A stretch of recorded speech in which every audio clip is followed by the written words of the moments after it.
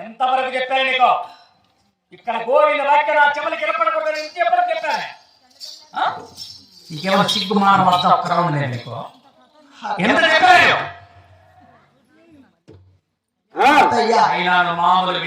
వాళ్ళు కూడా వచ్చి కలిసి ఆ పని ఈ పని చేయడమే తప్ప నా గురించి కాస్త ఆలోచించావు అత్తయ్యా. ఆలోచన నీ గురించి, ఎందుకంటే మా సంసారం చేసేదాన్ని కదా, అందుకు నీ గురించి ఆలోచన చేయాలి. అలాగే తెలుపుతారా? నీ గురించి నీ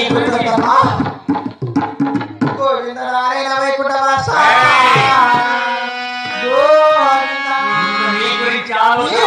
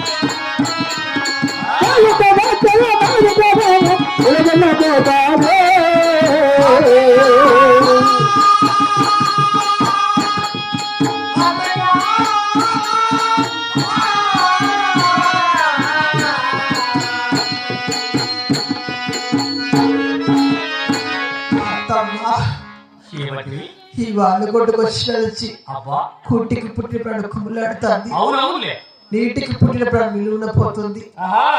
మస్నీళ్ళ మార్గంలో దోషిపోయేత్తమ్మా. అది లేకపోయినా సరే 3 రోజుల పులసున్న మర్చిపోయినా కూడా సిగ్గు మానలేనా అత్తయ్య? అన్నం లేక అలపరిచింది, కుడి లేక కుమిలిపోతున్నది, నీళ్లు లేక నా ప్రాణం ఇక్కడే పోతున్న అత్తయ్య. పెరిగడన్నం పెట్టి నా ప్రాణం కాపాడవే. నేను ఆకలి బాధ భరించలేను, నీ సత్యవతలత్తయ్య అంటున్నావు. నీకేమన్నా సిగ్గులే?